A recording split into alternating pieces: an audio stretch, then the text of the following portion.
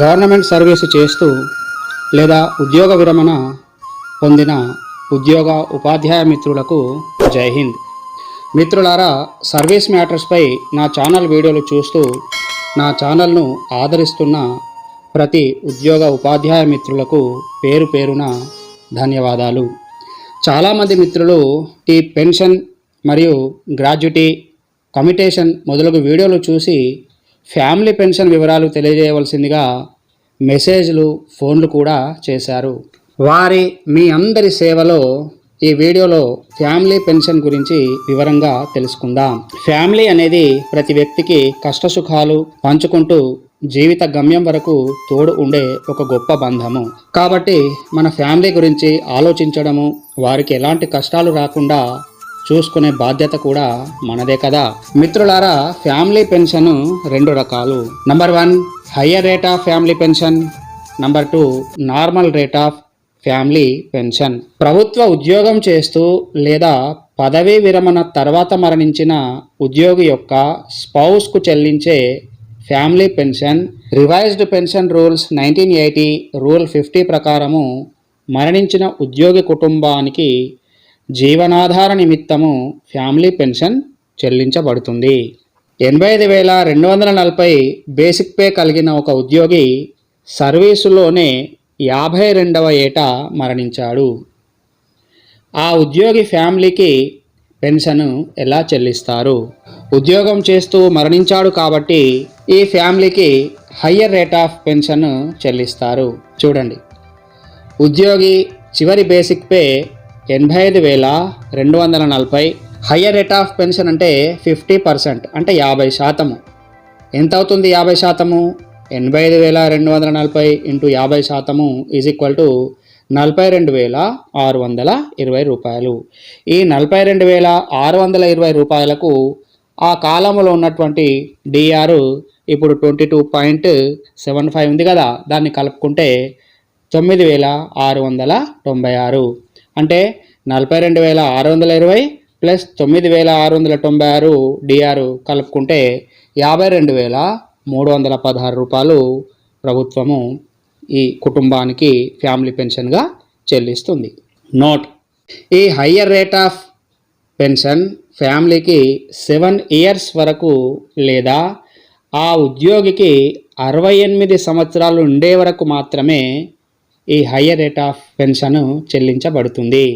ఆ తర్వాత 7 ఇయర్స్ లేదా 68 ఇయర్స్ ఏది ముందైతే అది నిండిన తర్వాత ఆ ఫ్యామిలీకి 30% పెన్షన్ స్పౌస్కు జీవితాంతము చెల్లిస్తారు.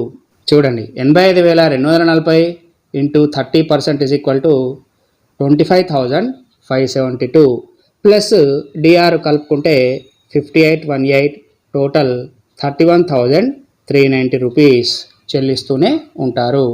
ఇక్కడ డిఆర్ పెరిగినప్పుడు లేదా పిఆర్సీలు వచ్చి బేసిక్స్ పెరిగినప్పుడు ఈ అమౌంట్లో హెచ్చింపు ఉంటుంది. చూడండి, ఇంకోటి, రిటైర్ అయ్యి పెన్షన్ తీసుకుంటూ చనిపోతే వారి ఫ్యామిలీకి పెన్షన్ ఎలా చెల్లిస్తారో చూడండి. 80,000 పెన్షన్ తీసుకుంటూ ఒక రిటైర్ ఉద్యోగి అతని 63వ ఏట కాలం చెల్లాడు అనుకుందాం. అతని ఫ్యామిలీకి పెన్షన్ ఎలా చెల్లిస్తారు? మిత్రులారా, ఇక్కడ కూడా higher rate of and normal rate of pension 2 చెల్లించబడతాయి. ఎలా చెల్లించబడతాయో చూడండి. ఇక్కడ అర్థం చేసుకునే ప్రయత్నము చేయండి.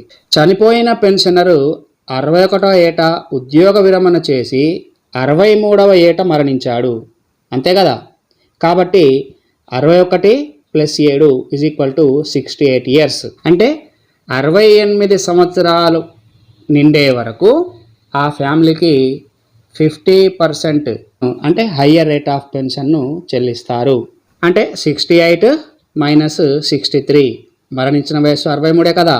కాబట్టి ఈ ఫ్యామిలీకి 5 సంవత్సరాల వరకు ఈ హయ్యర్ రేట్ ఆఫ్ పెన్షన్ అంటే 50% పెన్షన్ చెల్లిస్తారు. ఎంత అవుతుంది? 80,000 నుంచి 50% అంటే 40,000 ప్లస్ డిఆర్ ఎంత వస్తే అంత 5 ఇయర్స్ వరకు చెల్లిస్తారు.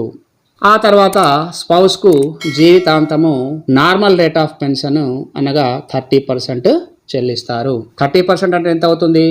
80,000 into 30% is equal to 24,000 plus DR 22.75 అనుకుంటే ఇప్పటి కాల ప్రకారము ఎంత అవుతుంది? 5,460 రూపీస్. Total 29,460 rupees. ప్రతి నెల స్పౌస్కు పెన్షన్గా జీవితాంతము చెల్లిస్తారు.